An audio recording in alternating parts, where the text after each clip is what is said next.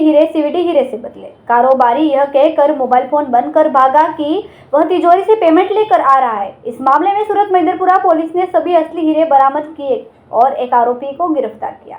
इस मामले में सूरत महिदरपुरा पुलिस ने सभी असली हीरे बरामद कर लिए हैं और एक आरोपी को गिरफ्तार कर लिया है। हालांकि इस चैप्टर का मास्टरमाइंड व्यापारी अभी भी फरार है। इससे पहले कि आरोपी असली हीरा किसी को बेच पाता, पुलिस ने आरोपी को गिरफ्तार कर लिया और हीरा जब्त कर लिया। महिदरपुरा पुलिस थाने में 4.55 करोड़ रुपए के हीरों की अदला बदली को लेकर धोखाधड़ी की शिकायत दर्ज की गई है। व्यापारी ने हीरा बाजार LB4 रोड के पास एक कैबिन रखा और हीरा खरीदने के बहाने हीरा व्यापारी को अपने कार्यालय में बुलाया। रुकना भारी पड़ गया तो पीड़ित ने पुलिस में शिकायत दर्ज कराई। संवाददाता अश्वनाथ शिरसाट, BHP न्यूज़, सूरत।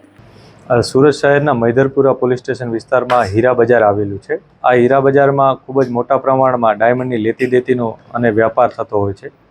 આ હીરા બજારમાં એક અઠવાડિયા પહેલાં એક વ્યક્તિ સાથે વિશ્વાસઘાતપૂર્ણ 3 વ્યક્તિઓએ એક ડાયમંડ, જે હાર્ટ શેપનો ડાયમંડ હતો, જેની કિંમત 4.5 કરોડ રૂપિયા હતી અને એની જે કેરેટ આવે એ 10 કેરેટ ઉપરાંતનો એ ડાયમંડ હતો।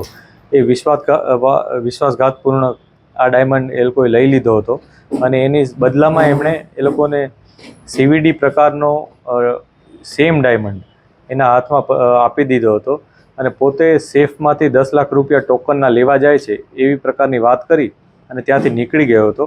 આ ત્યારબાદ જ્યારે ફરિયાદી એનો કોન્ટેક્ટ કર્યો તો ફોન સ્વિચ ઓફ થઈ ગયો હતો। આ બાબતને લઈને ફરિયાદીએ પોલીસ સ્ટેશનમાં ફરિયાદ નોંધાવી હતી। ફરિયાદ નોંધાવતાની સાથે જ महिदरपुरा પોલીસ સ્ટેશનની સર્વેલન્સ ટીમ અને અમારી પોલીસની અન્ય ટીમ એની સાથે સાથે સુરત શહેરની ક્રાઇમ બ્રાન્ચ પણ આ ઇન્વેસ્ટિગેશનમાં જોડાઈ ગઈ હતી। આરોપીઓની પૂછતાછ માટે અમે ખૂબ જ મહેનત કરી રહ્યા હતા, જેમાં ટેકનિકલ ઇન્ફોર્મેશન, હ્યુમન રિસોર્સ બધી રીતના અમે તપાસ કરી રહ્યા હતા।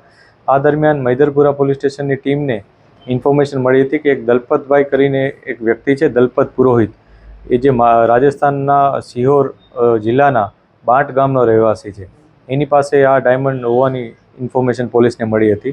જે બાબતને લઈને પોલીસે એની પૂછતાછ કરી હતી। પૂછતાછ દરમિયાન એણે શરૂઆતમાં આ વસ્તુનું કન્ફર્મેશન નહોતું આપ્યું, પરંતુ ઊંડાણપૂર્વકની પૂછપરછમાં એણે કન્ફર્મ કર્યું હતું કે આ હીરો એની પાસે છે અને પછી એણે પોલીસ પાસે હીરો પણ રજૂ કર્યો હતો। પોલીસે આ ડાયમંડ છે એ વેરીફાઈ કરાવ્યો હતો, જે નેચરલ હતો અને જે ચોરીમાં જે વિશ્વાસઘાતપૂર્વક લઈ ગયા હતા એમાં એ જ ડાયમંડ હતો। ત્યારબાદ પોલીસે એની ધરપકડ કરી હતી।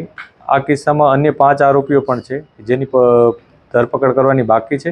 પોલીસ એ લોકોની તપાસ કરી રહેલ છે, જેમાંથી મુખ્ય આરોપીઓ હિતેશ, કમલેશ અને ઈશ્વર છે, જે લોકોએ આ ઘટનાને અંજામ સ્થળ ઉપર આપ્યો હતો અને બાકીના જે આરોપી છે એ લોકોની મદદગારીમાં હતા અને મદદગારીમાં એ લોકો આ હીરો વેચવાનું પ્લાનિંગ કરવાના હતા। આ હીરો ક્યાં વેચવાના હતા એ ઇન્ફોર્મેશન હજી પોલીસને મળી નથી।